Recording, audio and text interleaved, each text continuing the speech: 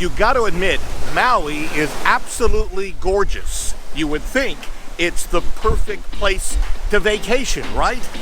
Well, maybe not right now. Sun, scenery, relaxing, and enjoying life? Wait a second, what's going on here? This is what a vacation looks like in Maui right now. Lines after lines after lines. You wait, and you wait, and you wait. The problem is too many people packed into the resort areas of Maui. The problem actually starts with the governor of Hawaii, who has told hotels they can open at 100%, but restaurants can only open at 75%, and that's created the big problem, because anywhere you go, unless you've got reservations, you cannot get into a restaurant here in Maui. They're just booked up for months and months.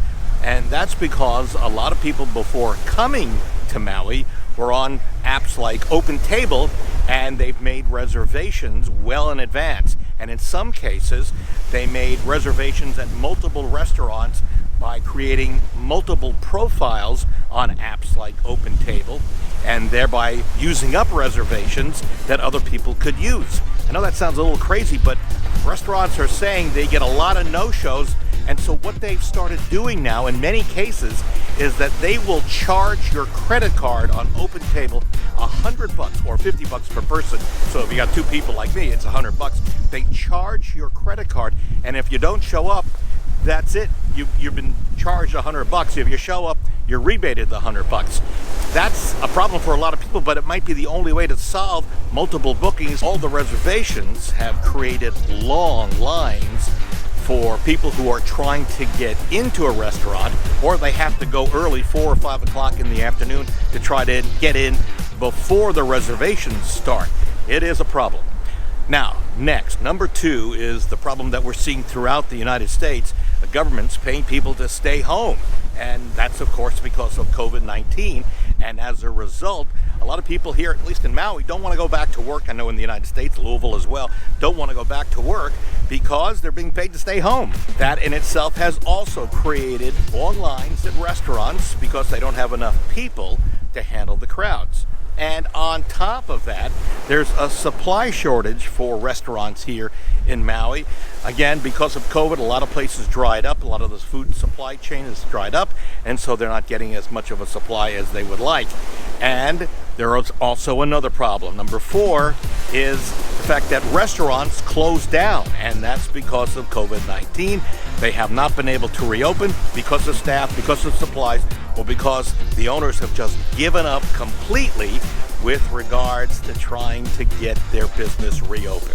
So bottom line here, if you're traveling, whether it's to Maui or anywhere else in the country or the world, and you want to eat out, go to an app like Open Table and make reservations well in advance. That means, of course, doing some research, finding what the best restaurants are, and then making those reservations well in advance so you don't run into a problem once you get there.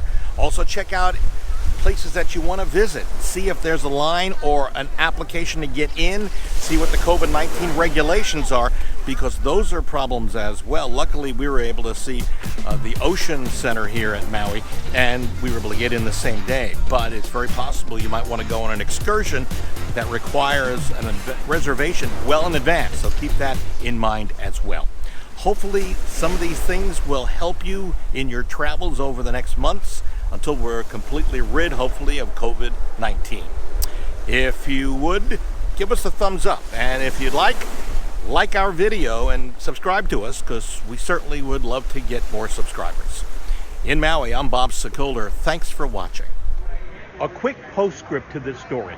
After I finished the story while we were here in Maui, the last night of our visit, we had dinner here at the Poorhouse. It's an Italian restaurant, and we were blown away. Here are some of the pictures we took of the food. Spectacular. The dessert, unbelievable. Even the appetizer was amazing. And Morris, who owns this restaurant, great guy to meet.